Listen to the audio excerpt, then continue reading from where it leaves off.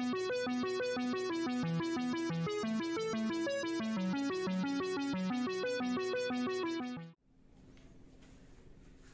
दोस्तों, मेरा नाम है सिद्धांशु और मैंने अपनी ग्रेजुएशन जो है वो जीडीसी रामनगर से करी है।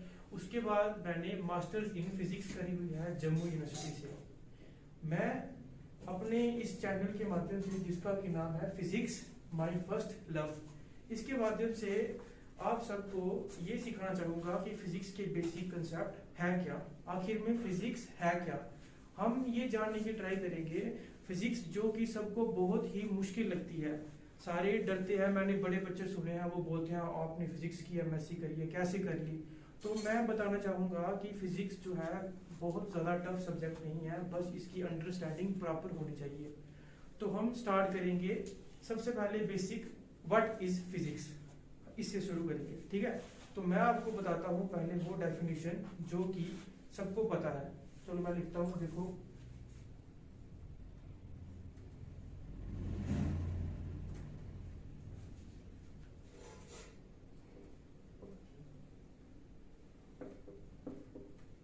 फिजिक्स, फिजिक्स है क्या। अब देखो फिजिक्स, बेसिकली फिजिक्स क्या है, स्टडी है। किस चीज की स्टडी है? मैटर और एनर्जी की, और इनकी क्या है जो इंटरेक्शन है। फिजिक्स क्या है?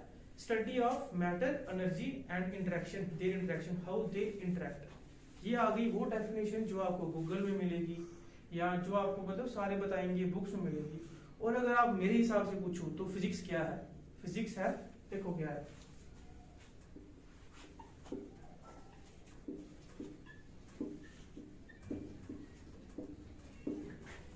फिजिक्स है सब कुछ। मतलब कि जो भी आसपास हमारे हो रहा है सराउंडिंग्स में, यहाँ रामनगर में, जम्मू में, उधमपुर में, कहाँ भी जाओ आप, हर जगह पे एप्लीकेशन जो है मैक्सिमम जो है वो किसकी है, फिजिक्स की है। सब कुछ जो है वो फिजिक्स से रिलेट करता है। जैसे मैं बोल रहा हूँ, साउंड क्या है, फिजिक्स है। अब जैसे मेरी जो साउंड है इसको माइक्रोफोन कैच कर रहा है, क्या है, फिजिक्स है। अब चलो आप ये सोचो कि अगर क्या होगा अगर मैं बोलूं कि एक दिन के लिए यूनिवर्स से फोर्स जो है वो खत्म हो जाएगी। अगर यूनिवर्स से एक दिन के लिए फोर्स खत्म हो जाए तो यूनिवर्स कोलैप्स कर जाएगा, सारा कुछ तबाह हो जाएगा। ग्रेविटी नहीं होगी तो हम जो है वो करने लगेंगे, उड़ने लगेंगे, आगे पीछे हो जाएंगे हम, जो फ्रिक्शन नहीं होगी हम चल नहीं सकते।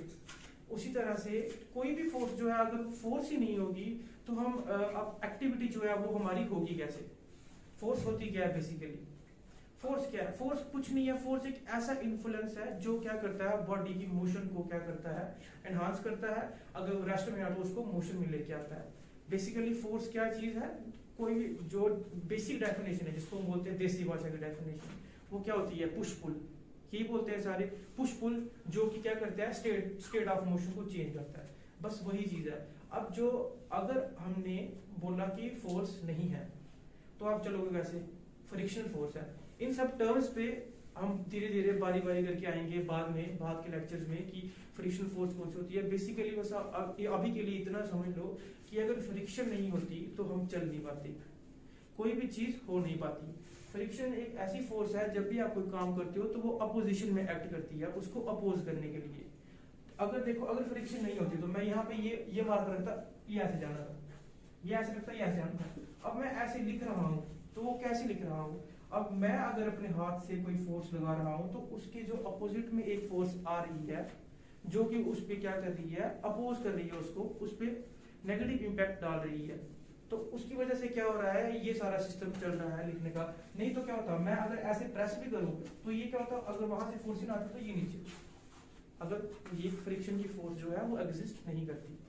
ऐसे ही बहुत टाइप की फोर्सेस होती हैं। काइनेटिक फोर्स होती है, जब बॉडी चलती है मोशन में होती है तो उस टाइम पे जो उसमें जो एनर्जी होती है उसको बोलते हैं वो काइनेटिक एनर्जी। वैसे ही आ गई हमारी पोटेंशियल एनर्जी, जबकि बॉडी जो है वो कुछ काम नहीं कर रही तो उस टाइम पे जो उसके पास एनर्जी है वो पोटेंशियल एनर्जी है। जैसे ही वो मोशन में आएगी तो वो पोटेंशियल जो है काइनेटिक में कन्वर्ट हो जाएगी। फोर्सेस जो है अगर एक दिन के लिए भी, एक दिन क्या 2-3 सेकंड के लिए भी अगर फोर्सेस जो है वो हम बोलें कि एग्जिस्ट जो है वो नहीं कर रही तो यूनिवर्स कोलैप्स हो जाएगा। हमारा ब्लड फ्लो, इसी की एग्जांपल ले लो, अब हमारा ब्लड फ्लो कर रहा है तो उसमें क्या है, इंटरनल फ्रिक्शन का, विस्कोसिटी का बहुत रोल होता है। तो अगर ये हो जाए कि फोर्स है ही नहीं तो क्या होगा, तो जो ब्लड का फ्लो है वो बहुत ही ज्यादा तेज हो जाएगा। तो जब ब्लड का फ्लो तेज हो जाएगा तो क्या होगा, एक बड़ी ज्यादा पंपिंग होगी, नसें फट जाएंगी और इंसान जो है वो नहीं सरवाइव कर पाएगा। तो ये आ गई फोर्स। मतलब कि जो मैंने बताया कि अगर एक भी दिन के लिए फोर्स जो है वो ना हो तो यूनिवर्स जो है वो कोलैप्स कर जाएगा। तो बेसिकली ये हम कह सकते हैं कि अगर फिजिक्स ना हो तो ये दुनिया जो है वो है ही नहीं, मतलब एग्जिस्टेंस में नहीं है। फिजिक्स के बहुत से मैक्सिमम सारे फिनोमेना जो है वो फिजिक्स के हम जो है वो कवर करेंगे। एक और डेफिनेशन फिजिक्स की आती है, study of deals with the study of nature and natural phenomena. जितने भी नेचुरल फिनोमेना होते हैं उनकी नेचर की स्टडी, और जो नेचर में फिनोमेना हो रहा है, बारिश गिर रही है, पानी भापन के ऊपर जा रहा है, इवेपोरेशन, जो भी चीजें हो रही हैं नेचर में, वो सब की जो स्टडी है वो हम जो है वो फिजिक्स में करते हैं। तो उसके बाद बेसिकली जो फिजिक्स है ये, जैसे मैंने आपको बताया कि अब इसको थोड़ा सा करता हूँ।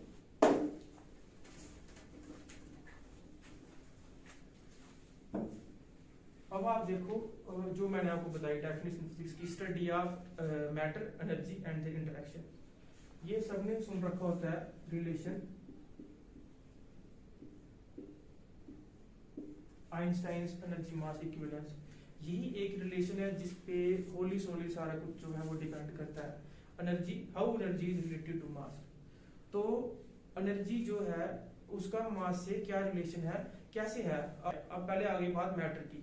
मैटर क्या है, मैटर कुछ नहीं है, कोई भी चीज जिसका मास है और जो कोई स्पेस ऑक्यूपाई करती है उसको हम बोलते हैं मैटर।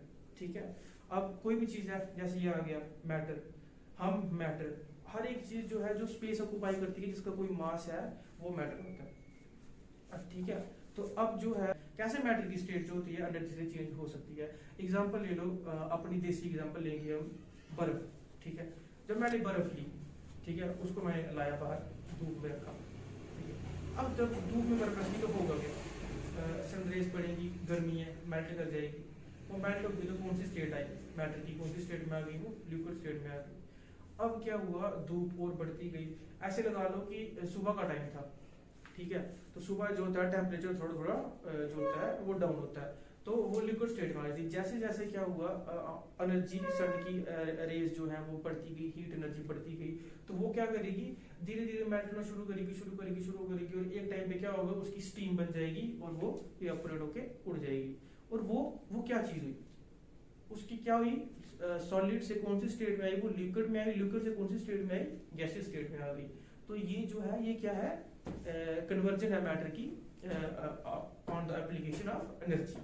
तो वैसे ही अगर मैं बात करूं कि अब कि हम जो है मैटर जो है वो कैसे हमें एनर्जी प्रोवाइड कर रहा है, तो सबसे जो मेन एग्जांपल इसमें है वो मैं आपको देता हूँ सन की। अब जैसे देखो आप, सन में क्या होती है, एक प्रोसेस होती है जिसको बोलते हैं न्यूक्लियर फ्यूजन।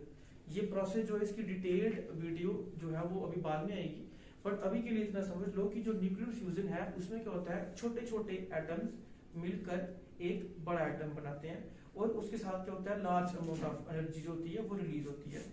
तो अब जैसे सन में क्या होता है, हाइड्रोजन एटम जो होते हैं वो 4 हाइड्रोजन मिलके हीलियम की वो करते हैं, कन्वर्जन करते हैं, हीलियम में कन्वर्ट होते हैं। और जब 4 हाइड्रोजन हीलियम में कन्वर्ट होते हैं उस टाइम पे क्या होता है, कुछ मास जो होता है, कुछ मैटर जो होता है वो क्या होता है, रिलीज होता है in the form of energy. वही जो large amount of energy radiate होती है, वही एनर्जी जो होती है फिर सन की रेस से एज ए सनलाइट जो होती है यहाँ पे अर्थ पे आ रही है। और वो एनर्जी आपको बताऊं 8 मिनट लगते हैं सन से अर्थ तक आने के लिए उसको, क्योंकि अर्थ से सन का जो डिस्टेंस है वो मेरे ख्याल से 150 मिलियन के करीब है। तो ये आ गई, ये जैसे आ गई अब कैसे कि conversion matter to energy, energy to matter. ऐसे ही बहुत और भी बहुत एग्जांपल्स हैं एनर्जी कन्वर्जन की। आप देखना, सोचना इस पे कि क्या क्या कैसे कैसे एनर्जी जो होती है वो कन्वर्जन होती है। तो ये आ गई बेसिकली कि फिजिक्स है क्या, फिजिक्स कुछ नहीं है, मैटर और एनर्जी की स्टडी। हम कैसे जो है मैटर की स्टेट्स को, एनर्जी को, इनकी इंटरेक्शन कैसे ये इंटरेक्ट कर रहे हैं, कैसे कन्वर्जेंस हो रही हैं, बस ये जो स्टडी है इसके बारे में जानने को फिजिक्स बोलते हैं। और फिजिक्स जो है वो घर घर के अंदर है, हर कमरे में है, हर सड़क पे है, हर दीवार पे है, हर शहर में है। तो आपको अगर फिजिक्स जो है वो अच्छे से अपने कंसेप्ट जो है वो क्लियर करने हैं, या आपको जो है फिजिक्स जो है जो कि बहुत ही बच्चों को मुश्किल लगती है, अगर आपको उसको आसान वे में समझना है तो आप जो है वो मेरा channel physics my first love को यूट्यूब पर सब्सक्राइब करो और शेयर करो, लाइक करो। Thank you.